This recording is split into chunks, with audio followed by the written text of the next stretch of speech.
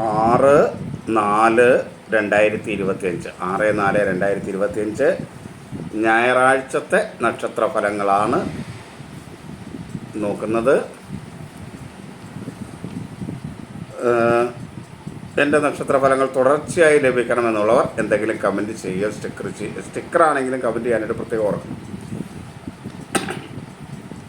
അതേപോലെ നിങ്ങളുടെ എല്ലാവരുടെയും കമൻറ്റുകൾ ഞാൻ കൃത്യമായി വീക്ഷിക്കുന്നുണ്ട്.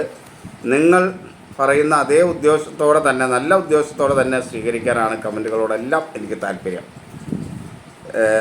അതേ രീതിയിൽ തന്നെയാണ് ഞാൻ ആ കമൻറ്റുകളെല്ലാം സ്വീകരിക്കുന്നത്. നല്ല കമൻ്റാണെന്ന് എനിക്ക് തോന്നുന്നതിന് മാത്രമാണ് ഞാൻ വീഡിയോയിലൂടെ പ്രതികരിക്കാറുള്ളൂ. കാരണം അവരുടെ നല്ല കമൻ്റാണ്, നല്ല ഉദ്ദേശത്തോടെ ചെയ്യുന്ന കമൻ്റാണ് എന്നുള്ളത് കൊണ്ടാണ്. അല്ലാത്ത കമൻറ്റുകളെ ഒന്നും ഞാൻ മനസ്സിൽ സ്വീകരിക്കാറില്ല. നല്ല കമൻറ്റുകളെ ഞാൻ സ്വീകരിക്കാറുണ്ട്. അപ്പോൾ നിങ്ങൾ ഇനി കമൻറ്റ് ചെയ്യുക. എല്ലാ കമൻറ്റുകളും ഞാൻ നോക്കും. കൂടാതെ വ്യക്തിപരമായ ഫലങ്ങൾ അറിയണം എന്നുള്ളവർ ഇതിൽ കാണുന്ന എൻ്റെ വാട്സപ്പ് നമ്പറാണ്. അതിലേക്ക് നിങ്ങളുടെ വ്യക്തിപരമായ ഫലങ്ങൾ കമൻറ്റ് ചെയ്യുക.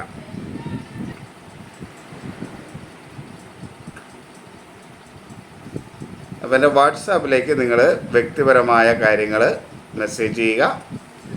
അതിനൊരു പ്രത്യേക ഫീസും ഉണ്ടായിരിക്കും. വ്യക്തിപരമായ കാര്യങ്ങൾ എന്ന് പറഞ്ഞാൽ date of birth, birth time, നാള്, പേര് തുടങ്ങിയ കാര്യങ്ങൾ കേട്ടോ. അതിനൊരു ഫീസും ഉണ്ടായിരിക്കും. ഇനി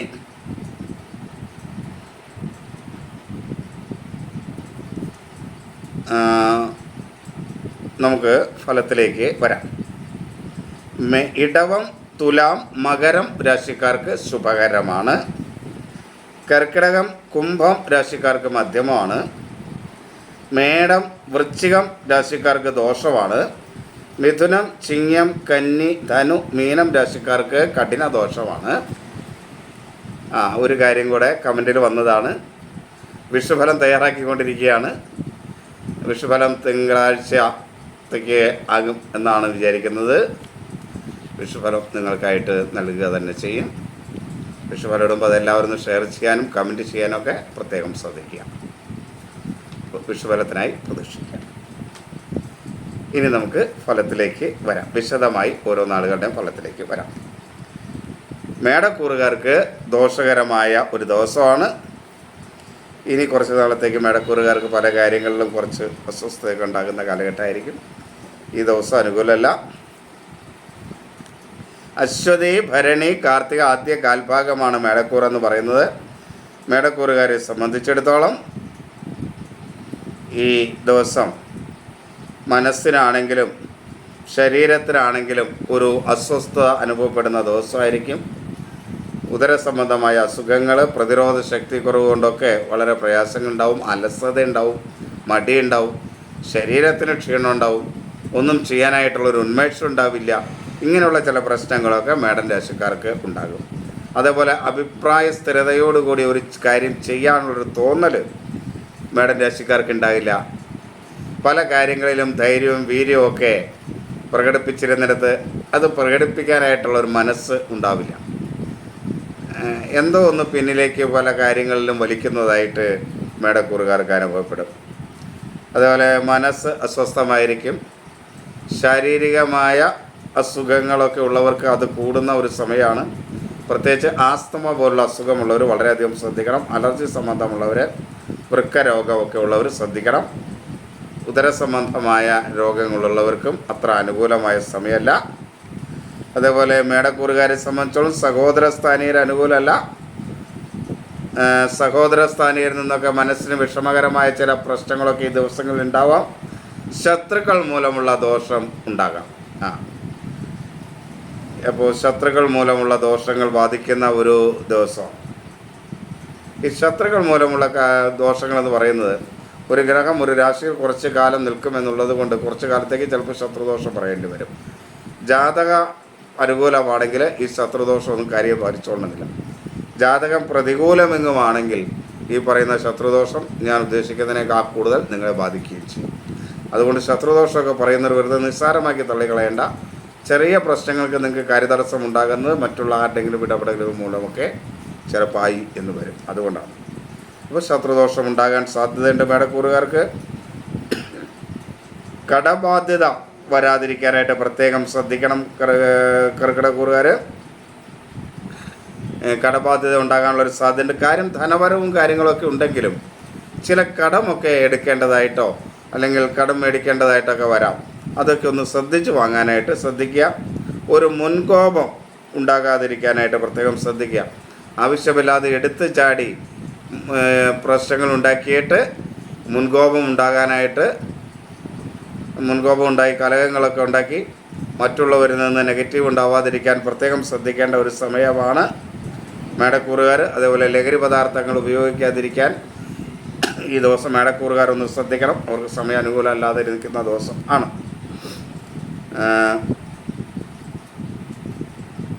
വിദ്യാർത്ഥികൾക്ക് അനുകൂലമല്ല.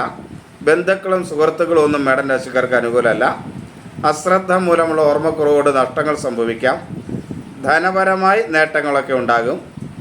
കുടുംബത്തിൻ്റെ ഒരു പിന്തുണ എല്ലാ കാര്യങ്ങളും ലഭിക്കും. മക്കളും ജീവിത പങ്കാളിയുമൊക്കെ അനുകൂലമായിരിക്കും. എന്നാൽ തൊഴിൽ രംഗത്ത് അത്ര മേന്മയുള്ള സമയമല്ല. തൊഴിൽ രംഗത്തും കുറച്ച് പ്രയാസങ്ങളും ബുദ്ധിമുട്ടുകളും ഒക്കെ ഉണ്ടാവും. ശത്രുദോഷമൊക്കെ ഉണ്ടാകാൻ സാധ്യതയുണ്ട്. ഈ കാര്യങ്ങളൊക്കെ ശ്രദ്ധിച്ച് മേടരാശിക്കാർ ഈ ദിവസത്തെ പരിഗണിക്കുക. ഇടവം കാർത്തിക അവസാന മുക്കാൽ ഭാഗം, രോഹിണി മകീരം ആദ്യ പകുതി ഭാഗം. ഇടവക്കൂറുകാർക്ക് പൊതുവെ അനുകൂലമായ ഒരു ദിവസമാണ്, മേന്മയുള്ള ദിവസമാണ്. എങ്കിലും അവർക്ക് ആരോഗ്യം അത്ര അനുകൂലമായിരിക്കില്ല. ചെറിയ ആരോഗ്യ പ്രശ്നങ്ങളൊക്കെ ഉണ്ടാകാം. ഈ ഒരു പ്രതിരോധ ശക്തി കുറവ് അനുഭവപ്പെടാം, അത്രേ ഉള്ളൂ. എങ്കിലും മനസ്സ് അനുകൂലമാണ്. കാര്യങ്ങളൊക്കെ ആത്മവിശ്വാസത്തോടു കൂടി ചെയ്തു തീർക്കാനായിട്ട് കഴിയും. സംശയമൊന്നുമില്ലാതെ എല്ലാ കാര്യങ്ങളും മുന്നോട്ട് പോകും. അതേപോലെ എല്ലാ കാര്യങ്ങളും ഒരഭിപ്രായ സ്ഥിരതയോടുകൂടി മുന്നോട്ട് കൊണ്ടുപോകാനായിട്ട് കഴിയും. സഹോദര സ്ഥാനീയർക്ക് അനുകൂലമാണ്. ശത്രുദോഷമൊന്നും ഇടവൻ രാശിക്കാർക്ക് കാര്യമായിട്ടുണ്ടാവില്ല. വിദ്യാർത്ഥികൾക്ക് അനുകൂലമാണ്. ബന്ധുക്കളും സുഹൃത്തുക്കളുമൊക്കെ അനുകൂലമാണ്. ധനപരമായ നേട്ടങ്ങൾ ഉണ്ടാകും. എങ്കിലും ദൈവാധീനക്കുറവ് അനുഭവപ്പെടുന്ന ഒരു കാലഘട്ടമാണ് ഇവർക്ക്. അതുകൊണ്ട് ധനപരമായ കാര്യങ്ങളെ വളരെ ശ്രദ്ധയോടുകൂടി ഒന്ന് കൈകാര്യം ചെയ്യാനായിട്ട് ശ്രദ്ധിക്കുന്നത് നന്നായിരിക്കും. തൊഴിൽ മേഖലയിലൊക്കെ മേന്മയുണ്ടാക്കി തുടങ്ങുന്ന ദിവസമായിരിക്കും. ഒരൽപ്പം അനുകൂല അവസ്ഥയൊക്കെ ഉണ്ടാവും. മറ്റുള്ളവരുടെ സഹകരണങ്ങളൊക്കെ തൊഴിൽ മേഖലയിൽ കിട്ടും.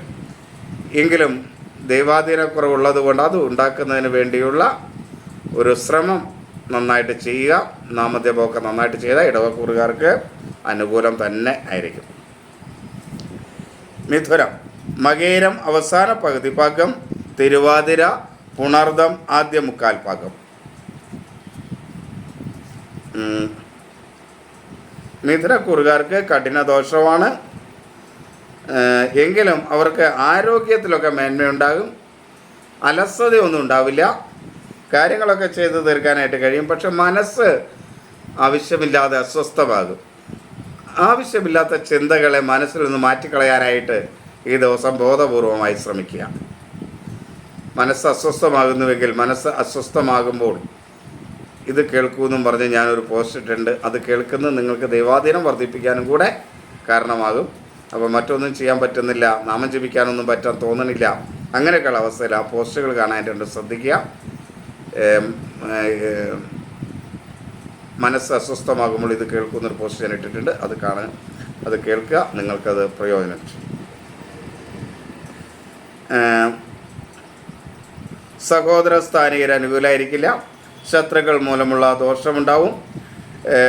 അതേപോലെ കടബാധ്യത വരും. മറ്റുള്ളവരുമായി കലഹങ്ങൾ ഉണ്ടാവും. എങ്കിലും വാക്ക് ഒരു പരിധി വരെ നന്നായിട്ട് ഉപയോഗിക്കാൻ കഴിയുന്നതുകൊണ്ട് കലഹത്തിൻ്റെയൊക്കെ ശക്തി കുറയും. ഇങ്ങനെ ചെറിയ കലഹങ്ങളൊക്കെ ഉണ്ടാകാൻ സാധ്യതയുണ്ട്.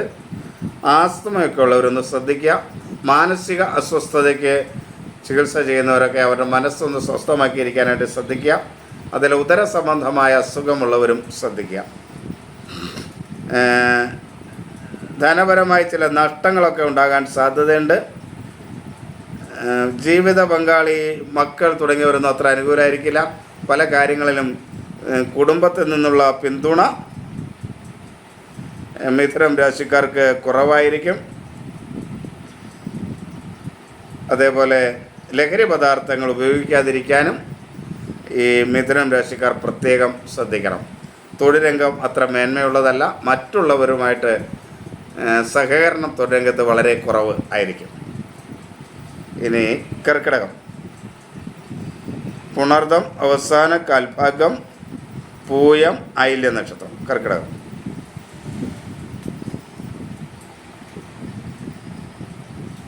കർക്കിടകക്കാർക്ക് ഗുണദോഷ സമ്മിശ്രമായ ദിവസമാണ്. എങ്കിൽ ശരീരത്തിനൊന്നും അത്ര അനുകൂലമായ ദിവസമല്ല.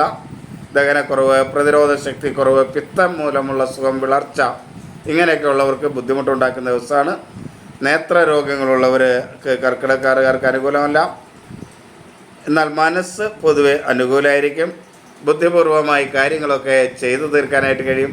അലസത ഉണ്ടാവാതിരിക്കാനായിട്ടൊന്ന് പ്രത്യേകം ശ്രദ്ധിക്കണം. സഹോദര സ്ഥാനീയർ അത്ര അനുകൂലമല്ല. ശത്രുക്കൾ മൂലമുള്ള ദോഷമുണ്ടാകാനുള്ള സാധ്യതയുണ്ട്. സുഹൃത്തുക്കളും ബന്ധുക്കളും കർക്കിടകക്കൂറുകാർക്ക് അനുകൂലമല്ല. അശ്രദ്ധ മൂലമുള്ള ഓർമ്മക്കുറവ് നഷ്ടങ്ങൾ ഉണ്ടാക്കാൻ സാധ്യതയുണ്ട്. ധനപരമായ കാര്യങ്ങളിലൊക്കെ നേട്ടമുണ്ടാകും. കുടുംബത്തിൽ നിന്നുള്ള പിന്തുണ പല കാര്യങ്ങളിൽ ലഭിക്കും. മക്കൾ അനുകൂലമായിരിക്കും. ജീവിത പങ്കാളി അനുകൂലമായിരിക്കും. എന്നാൽ എല്ലാ കാര്യത്തിലും ചില തടസ്സങ്ങൾ വന്നിട്ടേ ഈ ദിവസം നടക്കുകയുള്ളൂ. തൊഴിൽ മേഖലയിലും അല്പം പ്രയാസങ്ങളും ബുദ്ധിമുട്ടുകളൊക്കെ ഉണ്ടാകും. കൂടെ നിൽക്കുന്നവർ ശത്രുക്കളായിരിക്കും തൊഴിൽ മേഖലയിൽ. അതുകൊണ്ട് അതൊക്കെ ഒന്ന് ശ്രദ്ധിക്കുക. ശത്രുദോഷം മൂലമുള്ള പ്രയാസങ്ങൾ കർക്കിടകക്കൂറുകാർക്ക് ഈ ദിവസം കൂടുന്ന ഒരു ദിവസമാണ്. എങ്കിലും ദൈവാധീനം ഉള്ള ഒരു ദിവസമായതുകൊണ്ട് കുറേയധികം പ്രശ്നങ്ങൾക്ക് വലിയ പ്രയാസങ്ങളില്ലാതെ കടന്നു പോകാനായിട്ട് കഴിയുകയും ചെയ്യും. ചിങ്ങം, മകം, പൂരം, ഉത്രം ആദ്യ കാൽഭാഗം. ചിങ്ങം രാശിക്ക് കഠിനമായ ദോഷമുള്ള ദിവസം തന്നെയാണ്. ഈ കഠിന ദോഷം എന്നൊക്കെ പറയുമ്പോൾ നിങ്ങൾ പേടിക്കൊന്നും വേണ്ട. നന്നായിട്ട് നാമം ജപിക്കുകയോ ഈശ്വരാരാധന നടത്തുകയോ ക്ഷേത്രത്തിൽ പോയി ദർശനം നടത്തുകയോ എന്തെങ്കിലും യഥാശക്തി വഴിപാടുണ്ട് കഴിക്കുക. ഇനി വഴിപാട് കഴിക്കാനുള്ള പൈസ ഒന്നുമില്ല, വേണ്ട, എൻ്റെ ദേവി, എൻ്റെ ദേവ, എൻ്റെ അമ്മയെ രക്ഷിക്കണേന്ന് പ്രാർത്ഥിച്ചിട്ട് പോരുക. ഇതൊന്നും ഇല്ലെങ്കിലും, ഒന്നും പ്രാർത്ഥിച്ചില്ലെങ്കിലും നമ്മുടെ വിഷമങ്ങളൊക്കെ ഈശ്വരന് അറിയാമെന്നുള്ളതുകൊണ്ട് ഭഗവാനെ ഒന്ന് തൊഴുതിട്ട് പോരുക. അതാണ് ഏറ്റവും നല്ലത്. നമ്മുടെ വിഷമങ്ങൾ പറയുന്നതിനേക്കാൾ കൂടുതൽ ഭഗവാനെ ഒന്ന് തൊഴുതിട്ട് പോരുക. കഠിന ദോഷമുള്ളവർ ഒന്ന് തൊഴുവാൻ ശ്രമിച്ചാൽ മതി. അത്രയും ചെയ്യുക. നാമം ജപിക്കാനൊക്കെ സൗകര്യമുള്ളവർ നന്നായി നാമം ജപിക്കുക. നാമജപം തന്നെയാണ് പ്രധാനം. അപ്പോൾ ചിങ്ങക്കൂറുകാരെ സംബന്ധിച്ചിടത്തോളം മനസ്സും ശരീരവുമൊക്കെ അസ്വസ്ഥമാകുന്ന ദിവസമാണ്. ശരീരത്തിന് ആരോഗ്യപരമായി ഒട്ടും അനുകൂലമല്ല. ശരീരത്തിന് ക്ഷീണം, ക്രമാതീതമായ ക്ഷീണം അനുഭവപ്പെടുന്ന ദിവസമായിരിക്കും. മനസ്സും അസ്വസ്ഥമാകും. അനാവശ്യമായ ചിന്തകളാൽ മനസ്സിൻ്റെ ശാന്തി നഷ്ടപ്പെടുന്ന ദിവസമാണ്. അപ്പോൾ അങ്ങനെ ചിന്ത ഒഴിവാക്കാനായിട്ട് ശ്രമിക്കുക. അതേപോലെ ആസ്മ പോലുള്ള അസുഖങ്ങളുള്ളവർക്ക് അനുകൂലമല്ല. മനോരോഗമൊക്കെ ഉള്ളവർക്ക് ഇച്ചിരി പ്രയാസമുള്ള ദിവസമാണ്.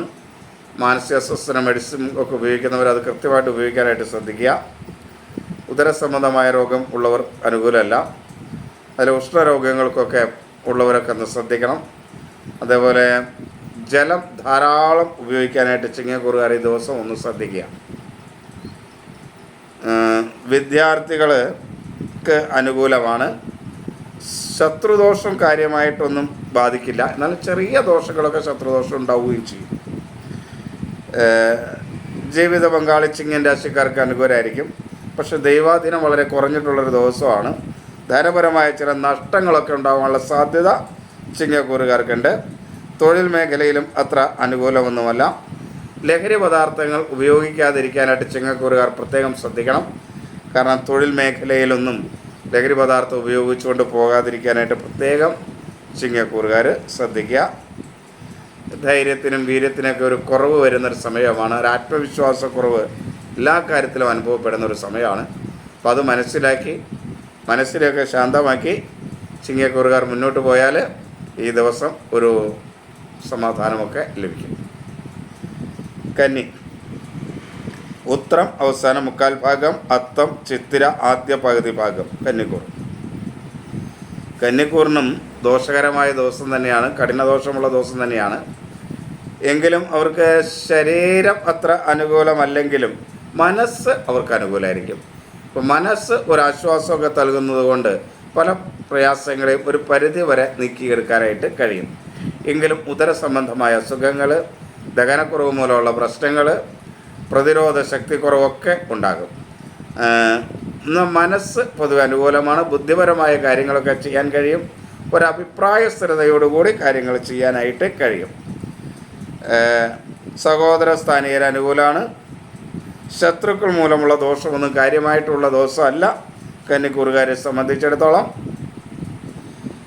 കടബാധ്യതയൊക്കെ ഒരു പരിധി വരെ കുറച്ച് കൊണ്ടുവരാൻ കഴിയും. ധനപരമായ നേട്ടങ്ങൾ ഉണ്ടാക്കാൻ കഴിയും. ചെറിയ ദൈവാധീനമൊക്കെ ഉള്ളൊരു ദിവസമാണ്. കഠിന ദോഷമൊക്കെ ഉണ്ടെങ്കിലും ഉണ്ടാക്കാൻ കഴിയുന്ന ഒരു ദിവസമാണ്. അപ്പോൾ അതൊക്കെ ശ്രദ്ധിച്ചു കഴിഞ്ഞാൽ കാര്യങ്ങൾ ഒരു പരിധി വരെ അനുകൂലമാക്കാം. ജീവിത പങ്കാളി അത്ര അനുകൂലമായിരിക്കില്ല.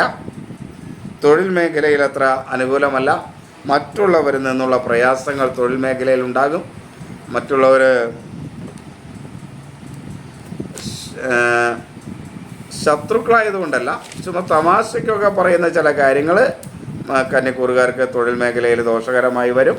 അപ്പോൾ അതൊക്കെ ഒന്ന് ശ്രദ്ധിച്ച് അതിലൊക്കെ കൂടുതൽ ഇടപെടാതെ അങ്ങോട്ട് മാറി നിന്നാൽ കന്നിക്കൂറുകാർക്ക് തൊഴിൽ മേഖലയൊന്നും അത്ര വലിയ പ്രയാസമില്ലാതെ മുന്നോട്ട് കൊണ്ടുപോകാനായിട്ട് കഴിയും. ലഹരി പദാർത്ഥങ്ങൾ കന്നിക്കൂറുകാർ ഒരു കാരണവശാലും ഉപയോഗിക്കരുത് ഈ ദിവസം.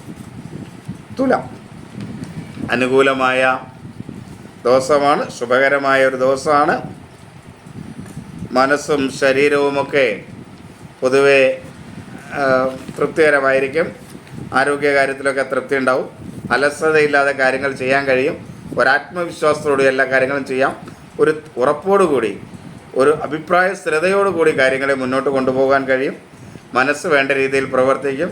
അതുകൊണ്ട് തന്നെ ബുദ്ധിയും വേണ്ട രീതിയിൽ പ്രവർത്തിക്കും. മനസ്സിനൊരു ശാന്തിയും സമാധാനവുമൊക്കെ ഈ ദിവസം തുലാക്കൂറുകാർക്ക് അനുഭവപ്പെടും. തുലാക്കൂർ എന്ന് പറഞ്ഞാൽ ചിത്തിര അവസാന പകുതി ഭാഗം, ചോതി വിശാഖം ആദ്യ മുക്കാൽ ഭാഗമാണ് കേട്ടോ. അപ്പോൾ പൊതുവെ ഗുണകരമാണ്. സഹോദര സ്ഥാനീയരത്ര അനുകൂലമൊന്നും ആയിരിക്കില്ല. ശത്രുക്കൾ മൂലമുള്ള ചില ദോഷങ്ങളൊക്കെ ഉണ്ടാവും. എങ്കിലും ശത്രുക്കളോടാണെങ്കിലും നല്ല രീതിയിൽ പെരുമാറിയാൽ ആ ദോഷങ്ങളെ കുറച്ച് കൊണ്ടുവരാൻ കഴിയും. വാക്കുകൾ നന്നായിട്ട് ഉപയോഗിക്കാൻ കഴിയുമല്ലോ. ശത്രുക്കളാണ് തന്നെ നമ്മുടെ മുമ്പിൽ നിൽക്കണമെന്ന് വിചാരിച്ച് അവരോട് നല്ല രീതിയിൽ വർത്തമാനം പറഞ്ഞു വെച്ചാൽ കുഴപ്പമൊന്നുമില്ല. ആ ശത്രുത ഒരു പരിധി വരെ കുറയുകയും ചെയ്യും. അപ്പോൾ ശത്രുദോഷം ശത്രുവാണെന്ന് അറിഞ്ഞാൽ പോലും അവരോട് നല്ല രീതിയിൽ പ്രവർത്തിക്കാനൊക്കെ തുലാം രാശിക്കാർക്ക് കഴിയുമെന്നുള്ളതുകൊണ്ട് ശത്രുദോഷത്തിൻ്റെ കാഠിന്യം കുറയും. എങ്കിലും ശത്രുദോഷമൊക്കെ അനുഭവിക്കുന്ന ദിവസം തന്നെയാണ്. കടബാധ്യത വരാതിരിക്കാനായിട്ട് പ്രത്യേകം ശ്രദ്ധിക്കണം. മറ്റുള്ളവരുമായി കലഹമുണ്ടാകാതിരിക്കാനും ഒന്ന് ശ്രദ്ധിക്കുന്നത് നന്നായിരിക്കും. ബന്ധുക്കളും സുഹൃത്തുക്കളുമൊക്കെ ഒരു പരിധിവരെ അനുകൂലമായിരിക്കും. ധനപരമായി അത്ര അനുകൂലമല്ല, നഷ്ടമുണ്ടാകും. കുടുംബത്തിൽ നിന്നുള്ള പിൻബലം പല കാര്യത്തിനും കുറവായിരിക്കും. ജീവിത പങ്കാളിയുമായും മക്കളുമായിട്ടൊക്കെ അഭിപ്രായ വ്യത്യാസങ്ങൾ ഉണ്ടാകാനുള്ളൊരു സാധ്യത ഈ ദിവസമുണ്ട്. തൊഴിൽ മേഖല അല്പം മേന്മയുണ്ടാകും. വലിയ കുഴപ്പമൊന്നും ഉണ്ടാവാതെ മുന്നോട്ട് പോകാനായിട്ട് തൊഴിൽ മേഖലയിൽ കഴിയും. മേലുദ്യോഗസ്ഥരുടെയും സഹപ്രവർത്തകരുടെയും ഒക്കെ ഒരു സഹകരണം പല കാര്യങ്ങളിലും തുലാം രാശിക്കാർക്ക് ലഭിക്കും. വൃശ്ചികം, വിശാഖം അവസാന കാൽഭാഗം, അനിഴം, തൃക്കേട്ടം. വൃശ്ചികക്കാർക്ക് ദോഷകരമായ ദിവസമാണ്. ശരീരവും മനസ്സും അത്ര അനുകൂലമല്ല. ആരോഗ്യപരമായ ക്ഷീണമൊക്കെ അനുഭവപ്പെടും. എന്തെങ്കിലും അസുഖങ്ങളൊക്കെ ഉള്ളവരെ സംബന്ധിച്ചാണെങ്കിൽ അത് ഒരല്പം കൂടുതൽ ഉണ്ടാകുന്നൊരു ദിവസമാണ്. എന്ന് വെച്ച് അത് ഇതാവുന്നല്ല, അത് നമ്മൾ മനസ്സിലാക്കിയിരിക്കണമെന്നേ ഉള്ളൂ. അസുഖം ഉണ്ടാവും, അതുകൊണ്ട് അത് മനസ്സിലാക്കി മുന്നോട്ട് പോകുക. മനസ്സിലും ഒരു അസ്വസ്ഥത ഉണ്ടാകുന്ന ദിവസമാണ്. അപ്പോൾ ഈ വൃശ്ചികക്കൂറുകാർ മനസ്സ് ഒന്ന് കൺട്രോൾ ചെയ്യാനായിട്ട് പ്രത്യേകം ശ്രദ്ധിക്കുക. നല്ല കാര്യങ്ങൾ കേൾക്കാൻ ശ്രമിക്കുക, നല്ലത് കാണാനായിട്ട് ശ്രമിക്കുക. നമ്മുടെ കണ്ണുകൾ നമ്മുടെ മുന്നിലുള്ള പല കാര്യങ്ങളിൽ അന്വേഷിച്ച് പോകും. പക്ഷെ പലപ്പോഴും നമുക്ക് വേണ്ടതോ നമുക്ക് ഇഷ്ടമുള്ളതോ ആയിരിക്കില്ല നമ്മുടെ കണ്ണുകൾ ചെന്ന് കാണുക. എന്നാൽ നമുക്ക് ഇഷ്ടമുള്ളതും നമുക്ക് വേണ്ടതും നമ്മുടെ ചുറ്റുപാടും ഉണ്ടാകും, അത് കാണില്ല. കാണുന്നത് നമുക്ക് ആവശ്യമില്ലാത്ത കാര്യങ്ങളായിരിക്കും. അതേപോലെ തന്നെ ചെവിയും നല്ല കാര്യങ്ങൾ കേൾക്കാൻ നമുക്കുണ്ട്, പക്ഷേ നമ്മൾ നല്ല കാര്യങ്ങൾ കേൾക്കില്ല. മറിച്ച് നമ്മളെ ദേഷ്യവും ദോഷവും ഒക്കെ വരുന്ന കാര്യങ്ങളായിരിക്കും നമ്മൾ കൂടുതലും ശ്രദ്ധിക്കുകയും ചെയ്യാം. അപ്പോൾ അങ്ങനെ വരാതെ നമുക്ക് നല്ലത് കേൾക്കാനും നല്ലത് കാണാനുമുള്ളൊരു പ്രവണത വൃശ്ചികം രാശിക്കാരൊന്ന് ഉണ്ടാക്കിയെടുക്കുക. എന്ന് പറഞ്ഞാൽ മനസ്സ് ശാന്തമാക്കിയിരിക്കുക എന്നർത്ഥം. അങ്ങനെ ഉണ്ടെങ്കിലാണല്ലോ മനസ്സ് ശാന്തമാവുള്ളൂ. ഇപ്പോൾ ആവശ്യമില്ലാത്ത കാര്യങ്ങളൊക്കെ പറയാതെയും പ്രവർത്തിക്കാതെ ഇരിക്കാനായിട്ട് വൃശ്ചികക്കൂറുകാർ പ്രത്യേകം ശ്രദ്ധിക്കുക. സഹോദര സ്ഥാനികരൊന്നും അനുകൂലമല്ല. ശത്രുക്കൾ മൂലമുള്ള ദോഷം വൃശ്ചികക്കൂറുകാർക്ക് ഉണ്ടാകുന്ന ദിവസമാണ്. അപ്പോൾ അതൊക്കെ ശ്രദ്ധിക്കണം. കടബാധ്യത വരാനുള്ളൊരു സാധ്യതയുണ്ട്. എങ്കിലും ധനപരമായ നേട്ടങ്ങളും ഉണ്ടാകാം. ചില ആളുകൾ ചോദിക്കുന്നുണ്ട്, ധനപരമായ നേട്ടങ്ങൾ ഉണ്ടാകുമെങ്കിൽ എങ്ങനെയാണ് കടബാധ്യത വരിക എന്ന്. നമുക്ക് ധനപരമായ നേട്ടങ്ങൾ ഉണ്ടാകുന്ന സമയത്ത് തന്നെ അതിനേക്കാൾ കൂടുതൽ ആവശ്യകരമായ വസ്തുക്കൾ വേറെ വന്നാലോ, സാധാരണ കിട്ടിക്കൊണ്ടിരിക്കുന്നതിനേക്കാൾ മേന്മയുള്ള ധനപരമായ വരവ് നമുക്കുണ്ടാകുകയും അതോടൊപ്പം തന്നെ അനാവശ്യമായി നമുക്ക് കുറച്ച് ചിലവ് കൂടുതലായി വരിക, ഒരു ഹോസ്പിറ്റൽ വന്നാൽ മതി, അല്ലെങ്കിൽ മറ്റെന്തെങ്കിലും ഒരു പ്രശ്നം ഉണ്ടായാൽ മതി, നമുക്ക് ചിലവ് വർദ്ധിക്കും. അപ്പോൾ വരവുണ്ടാകില്ല എന്ന് നമുക്ക് പറയാൻ കഴിയില്ല. നമുക്ക് വരവുണ്ട്, കഴിഞ്ഞ ദിവസം ഉണ്ടായതിനേക്കാൾ ചിലപ്പോൾ വരവ് കൂടുതലുണ്ടാവാം. അതുകൊണ്ട് ധനനേട്ടം നമുക്ക് പറയാൻ കഴിയും. അതോടൊപ്പം കടബാധ്യതയും ഉണ്ടാകും. അതുകൊണ്ട് ഇത് രണ്ടും പറയുക എന്നുള്ളതാണല്ലോ എൻ്റെ ബാധ്യത. അപ്പോൾ ജാതകമൊക്കെ അനുകൂലമാണെങ്കിൽ അതനുസരിച്ചായിരിക്കും ഫലം കൂടുതൽ വരിക എന്ന് മനസ്സിലാക്കുക. അപ്പോൾ ധനപരമായ നേട്ടങ്ങളുണ്ടാകാം, അതോടൊപ്പം കടബാധ വരാതിരിക്കാനും ശ്രദ്ധിക്കണം എന്നാണ്. ഇത് ഒരാൾ എന്നോട് കമൻറ്റിൽ ചോദിച്ചിരുന്നൊരു കാര്യമായതുകൊണ്ടാണ് ഞാനിങ്ങനെ നിങ്ങളിടുന്ന കമൻറ്റ് വളരെ പ്രയോജനപ്രദമായ കമൻറ്റുകൾ ഇടുന്നുണ്ട്. അപ്പോൾ എനിക്കത് അടുത്ത വീഡിയോ ചെയ്യുമ്പോൾ വിശദമായിട്ട് നിങ്ങൾക്ക് പറഞ്ഞ് മനസ്സിലാക്കി തരാനായിട്ട് കഴിയും. ഇതാണ് അതിൻ്റെ ഒരു കാര്യം വരുന്നത്. അപ്പോൾ ഇത് നിങ്ങൾ ശ്രദ്ധിക്കുക. ബന്ധുക്കളും സുഹൃത്തുക്കളൊന്നും അനുകൂലമല്ല. അശ്രദ്ധ മൂലമുള്ള ധനനഷ്ടം ഉണ്ടാകാനുള്ളൊരു സാധ്യതയുണ്ട്. അശ്രദ്ധ മൂലമുള്ള ധനനഷ്ടം, കടം വരാനുള്ളൊരു സാധ്യതയാണ് ഉദ്ദേശിക്കുന്നുള്ളൂ. ധനപരമായ നേട്ടങ്ങളുണ്ടാവും. കുടുംബത്തിൻ്റെ ഒരു പിൻബലം എല്ലാ കാര്യങ്ങളിലും ഉണ്ടാകും. മക്കളാണെങ്കിലും ജീവിത പങ്കാളിയൊക്കെ അനുകൂലമായിരിക്കും. തൊഴിൽപരമായ അത്ര അനുകൂലമായ സമയമല്ല. തൊഴിൽ ചില കഷ്ടനഷ്ടങ്ങളൊക്കെ വരാനുള്ളൊരു സാധ്യതയുണ്ട്. അതൊന്ന് ശ്രദ്ധിച്ച് മുന്നോട്ട് പോവുക. ചില മനസ്സിന് അസ്വസ്ഥമായ അവസ്ഥയൊക്കെ തൊഴിൽ മേഖലയിൽ ഉണ്ടാവും. അത് മനസ്സിലാക്കുക. ഈ തൊഴിൽ മേഖല മോശമാണെങ്കിൽ ധനനഷ്ടം ഉണ്ടാകുക എന്ന് ധനലാഭം എന്ന് പറഞ്ഞാൽ ചിലപ്പോൾ നിങ്ങളിൽ നിന്ന് കടം മേടിച്ച സംഭവമായിരിക്കും. തൊഴിലന്ന് അനുകൂലമല്ലെങ്കിൽ ആ പണം നിങ്ങളുടെ കയ്യിലേക്ക് അന്ന് കിട്ടിയാൽ അത് നിങ്ങൾക്ക് ധനലാഭം തന്നെയാണെന്നും കൂടെ മനസ്സിലാക്കുക. നിങ്ങൾ കടം കൊടുത്തതാണെങ്കിൽ പോലും അത് കിട്ടിയാൽ അത് ധനലാഭം തന്നെയാണ്. ഇനി ധനുരാശി, മൂലം, പൂരാടം, ഉത്രാടം, ആദ്യ കാൽഭാഗം. ധനുരാശി കഠിനമായ ദോഷമുള്ള ദിവസമാണ്. ഒട്ടും അനുകൂലമല്ലാത്ത ദിവസങ്ങളാണ് ഈ കുറച്ച് നാളത്തേക്ക്. അങ്ങനെയാണ് അവർക്ക്. എങ്കിൽ ഈ ദിവസം ഒട്ടും അനുകൂലമല്ല. ദൈവാധീനവും വളരെ കുറവുള്ളൊരു ദിവസം കൂടെയാണ്. അത് വളരെയധികം ശ്രദ്ധിക്കണം. എല്ലാ കാര്യത്തിലും ഒരു ആത്മവിശ്വാസക്കുറവ് ധനുരാശിക്കാർക്ക് ഉണ്ടാവും. ആരോഗ്യമൊന്നും അത്ര അനുകൂലമല്ല. മനസ്സും വേണ്ട രീതിയിൽ പ്രവർത്തിക്കില്ല. മാതൃപിതൃസ്ഥാനീയയിൽ നിന്നൊക്കെ മനസ്സിന് പ്രയാസകരമായ ചില അവസ്ഥകളുണ്ടാവും. മേലുദ്യോഗസ്ഥരിൽ നിന്നും അതുണ്ടാവും. ആസ്തമ പോലുള്ള അസുഖമുള്ളവർ, മാനസികമായ അസ്വസ്ഥതയുള്ളവർ, വൃക്കരോഗങ്ങളുള്ളവരൊക്കെ ധനുരാശിക്കാർ പ്രത്യേകം ശ്രദ്ധിക്കണം. കടബാധ്യത വരാതിരിക്കാനായിട്ട് ശ്രദ്ധിക്കണം. അതേപോലെ കലഹങ്ങൾ മറ്റുള്ളവരുമായിട്ട് ഉണ്ടാകാതിരിക്കാൻ ശ്രദ്ധിക്കണം. എങ്കിലും വാക്കുകൾ ഒരു പരിധി വരെ നന്നായിട്ട് ഉപയോഗിക്കാൻ ധനുരാശിക്കാർക്ക് കഴിയും. ആ അവസ്ഥയെ ഒന്ന് ബോധപൂർവ്വം ഉപയോഗിച്ചാൽ പല പ്രശ്നങ്ങളിൽ നിന്ന് ഒരു പരിധി വരെ ധനുരാശിക്കാർക്ക് നന്മയുണ്ടാക്കിയെടുക്കാനായിട്ട് കഴിയും. വിദ്യാർത്ഥികൾക്ക് അനുകൂലമാണ്. ബന്ധുക്കളും സുഹൃത്തുക്കളും ധനുരാശിക്കാർക്ക് ഒരു പരിധി വരെ അനുകൂലമായിരിക്കും. ധനപരമായ നഷ്ടങ്ങളുണ്ടാകും. മറ്റുള്ളവരുടെ അംഗീകാരങ്ങളൊന്നും ലഭിക്കില്ല. ചിലപ്പോൾ നമുക്ക് കിട്ടേണ്ട അംഗീകാരം മറ്റു ചിലർ കൊണ്ടുപോകുന്നു നോക്കി നിൽക്കേണ്ടതായി വരുന്നൊരു സാധ്യതയും കൂടെ ധനുരാശിക്കാർക്ക് ചിലപ്പോൾ ഈ ദിവസം ഉണ്ടാവാം. ജീവിത പങ്കാളി പൊതുവെ അനുകൂലമാണ്. തൊഴിൽ രംഗത്ത് അത്ര മേന്മയുള്ള ദിവസമല്ല. ഒരു കാരണവശാലും ലഹരി പദാർത്ഥങ്ങൾ ഉപയോഗിക്കാതിരിക്കാനായിട്ട് ധനുരാശിക്കാർ ശ്രദ്ധിക്കുക. പ്രത്യേകിച്ച് തൊഴിൽ ഇടത്ത് ധനുരാശിക്കാർ ഒട്ടും ലഹരി പദാർത്ഥങ്ങൾ ഉപയോഗിച്ചിട്ട് പോകാതിരിക്കാൻ ശ്രദ്ധിക്കുക. മകരം, ഉത്രാടം അവസാന മുക്കാൽ ഭാഗം, തിരുവോണം, അവിട്ടം ആദ്യ പകുതി ഭാഗം. മകരം രാശിക്കാർക്ക് പൊതുവെ അനുകൂലമായ ദിവസമാണ്. അങ്ങനെയാണെങ്കിൽ പോലും ഒരു വാക്കുകളൊക്കെ പ്രയോഗിക്കുമ്പോൾ വളരെയധികം ശ്രദ്ധിക്കാനായിട്ട് ശ്രമിക്കണം. മനസ്സും ശരീരവുമൊക്കെ പൊതുവെ അനുകൂലമായിരിക്കും. എല്ലാ കാര്യങ്ങളും ആത്മവിശ്വാസത്തോടുകൂടി ചെയ്യും. അലസതയില്ലാതെ ചെയ്യും. ഉറച്ച തീരുമാനത്തോടുകൂടി കാര്യങ്ങൾ മുന്നോട്ട് പോകാനായിട്ട് കഴിയും. മാതൃപിതൃസ്ഥാനീയരൊക്കെ മകരം രാശിക്കാർക്ക് അനുകൂലമായിരിക്കും. മേലുദ്യോഗസ്ഥരിൽ നിന്നൊക്കെ അനുകൂലാവസ്ഥ കിട്ടും. സഹോദര സ്ഥാനീയർ അനുകൂലമായിരിക്കും. എന്നാൽ ശത്രുക്കൾ മൂലമുള്ള ദോഷം കൂടുന്ന ഒരു ദിവസമായിരിക്കും ഇത്. അതുകൊണ്ട് ഏത് മേഖല, തൊഴിൽ മേഖലയിലാണെങ്കിലും മറ്റും മകരക്കൂറുകാർക്ക് ശത്രുക്കൾ മൂലമുള്ള ദോഷം കൂടും. ശത്രുക്കൾ ഉണ്ടാകാൻ വലിയ കാര്യമൊന്നും വേണ്ട.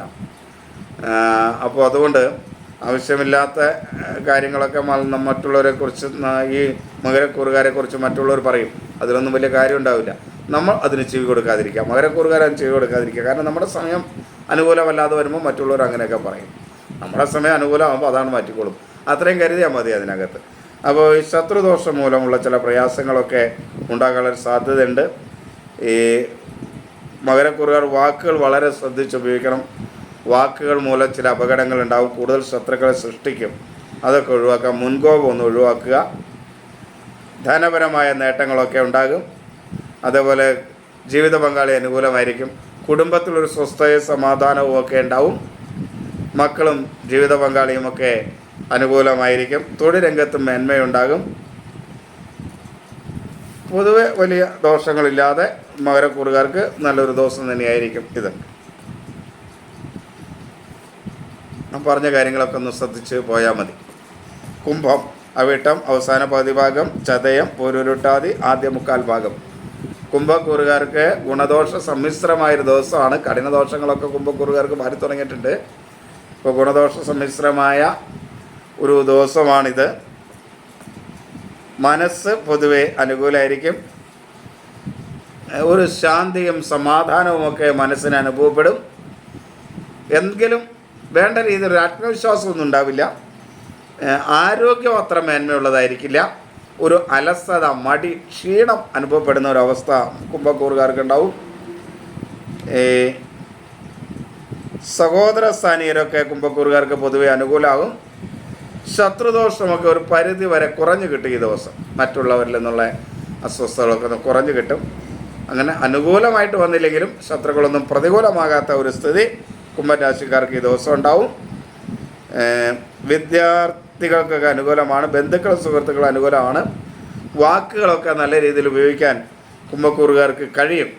അതുകൊണ്ട് ശത്രുദോഷത്തിൻ്റെയൊക്കെ അത് കഠിനം കുറയുന്ന ദിവസം കൂടെ ആയതുകൊണ്ട് അത് മേന്മയാക്കി എടുക്കാനായിട്ട് കഴിയും.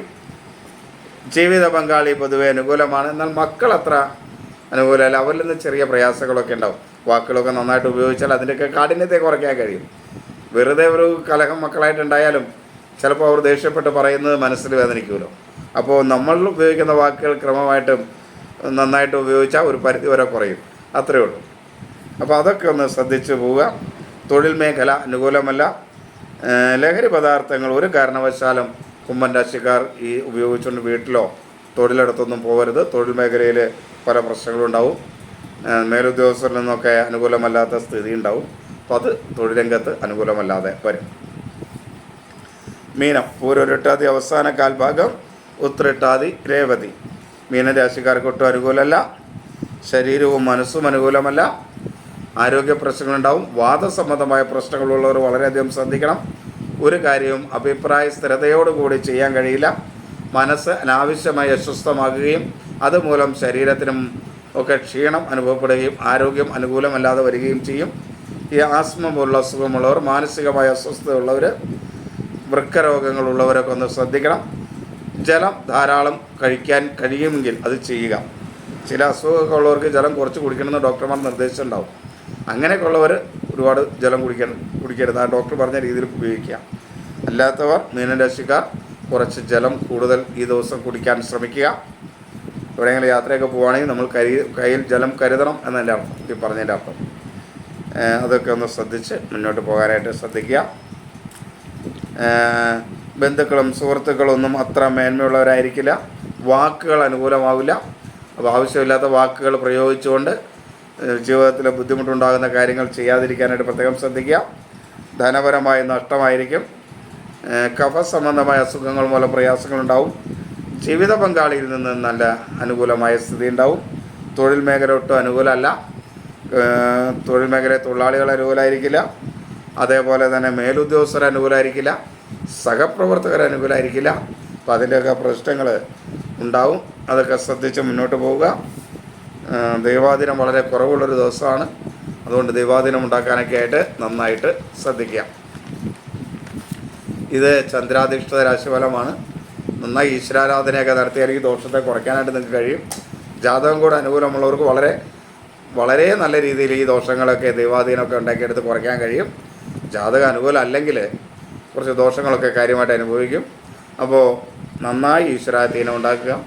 ജാതകമൊക്കെ അങ്ങനെ ദോഷകരമായി അനുഭവിക്കുന്നവർ ജാതകമൊക്കെ പരിശോധിപ്പിച്ചിട്ട് നിങ്ങൾക്ക് ആവശ്യമായ നാമങ്ങൾ ഏതാണ്, നിങ്ങൾ ഏത് ദേവനെയാണ് ഈ കാലഘട്ടത്തിൽ ഭജിക്കേണ്ടതെന്നൊക്കെ മനസ്സിലാക്കി അതനുസരിച്ച് ജീവിതത്തെ മുന്നോട്ട് കൊണ്ടുപോവുക. ഇതൊക്കെ ചെയ്ത് എല്ലാവരെയും ഈശ്വരൻ അനുഗ്രഹിക്കണേ പ്രാർത്ഥിക്കുന്നു. എല്ലാവർക്കും നമസ്തേ.